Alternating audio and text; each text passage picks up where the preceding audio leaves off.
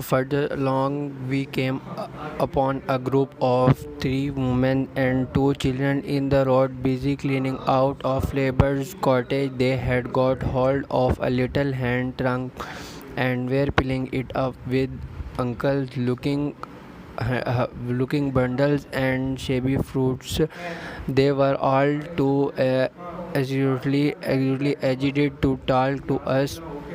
We passed by Bayfleet station. We emerged from the peep trees and found the country calm and peaceful under the morning sunlight. We were far beyond and range of the heat ray there and had to not been for the silent desertion of some of the horses, the straining movement of packing in others, and the knock of soldiers standing on the bride over the rainway and shining down the line towards working. The day would have seemed every like our other Sunday. Several far wagons and carts were moving regularly along the road to Edliston, and suddenly through the gate of field we saw across a stretch of flat meadow 6 12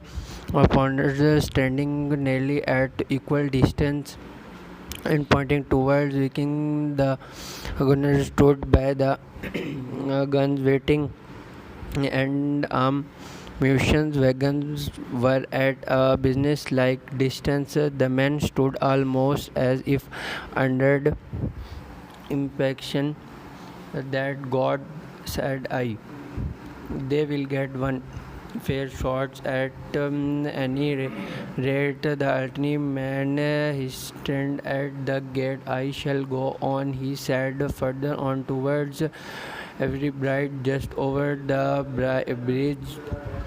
There were a number of men in white figured jackets throwing up a long rampart and more guns behind it, bows and arrows against the lightning. Anyhow, said the elderly man, they haven't seen that first beam, but the officers who were not actively engaged stood and stared over the tree top southwestward, and the men digging would stop every now and again to stare in the same direction.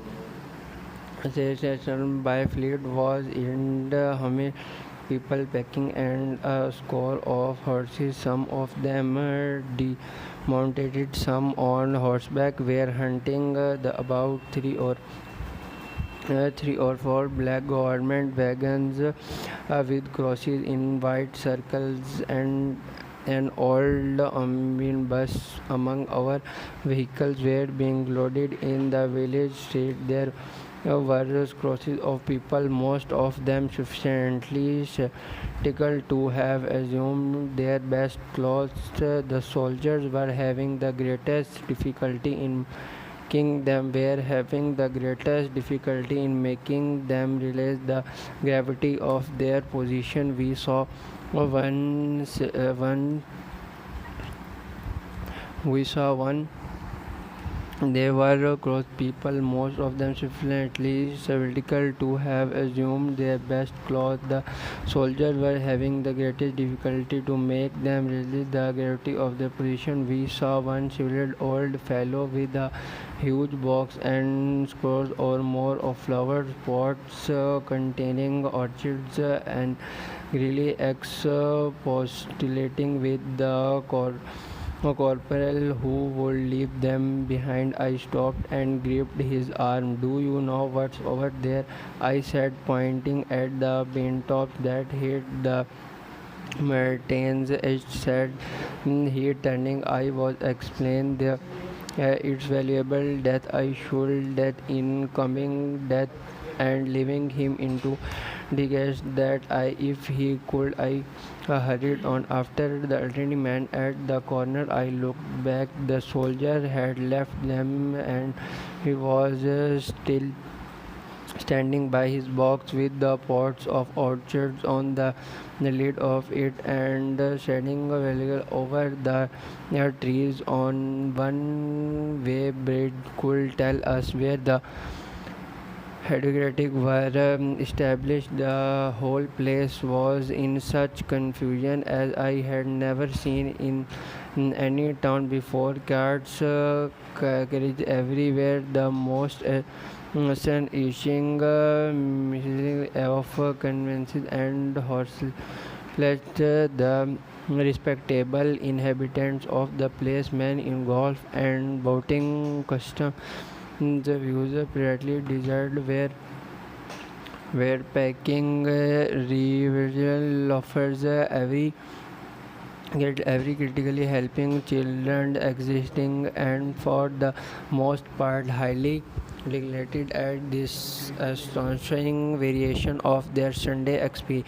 In the midst of its all, the worthy vicar was very plunkly holding was early celebration, and his bell was hanging out above the examinant. I and the elderly man stood on the step of the drinking fortune made a very possible meal upon what he brought with us. Patrols of soldiers were no longer heard, but invite were warning people to make on to give in their cellars as soon as the firing began. We saw in their cellars soon as the firing began. We saw as we crossed the railway bridge that a growing crowd of people had assembled in and about the railway station, and the swarming platform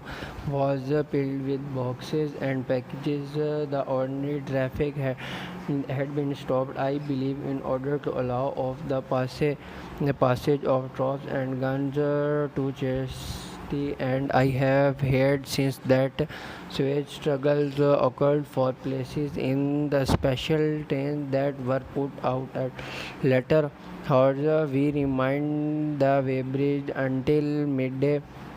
At that hours, we found ourselves at the places never separate on lock where the way and them join. Part of the time we spent helping two old women to pack a little cart. The way has a terrible mouth, and in this point boats are to be had, and there was a ferry across the rivers on the Spartan side was as in with a lawn the beyond at the tower of separation. It has been replaced by so I rose above the trees where we found an existing and noisy crowd of fugitives. As well, the fight had not grown to a passion, but there were already far more people than all the boats going to and for could enable to cross. People come painting along under heavy burdens, one bus hand and wife were even crying a small outhouse door between them with some of other household goods. But the throne one man told us to meant to try to get away from Sheepdale station. There was a lot of showing, and one man was even suggesting the idea people seemed to have. There was that the maintains a man was even suggesting the idea people seemed to have here was that Martians were simple, formidable human beings who might attack and shake the town to be so in the end. Every now and then people would glance nervously across the way at the meadows toward Chrisley, but everything over there was still across the themes expect Exact just where the boats landed. Everything was quiet in vivid concern with the suicide. The people who landed them from the boats went tumbling off down the lane. The big ferry boats had just made a journey. 3 or 4 soldiers stood on the down of the line in staring and gazing at the frigates without offering to help the war of the world.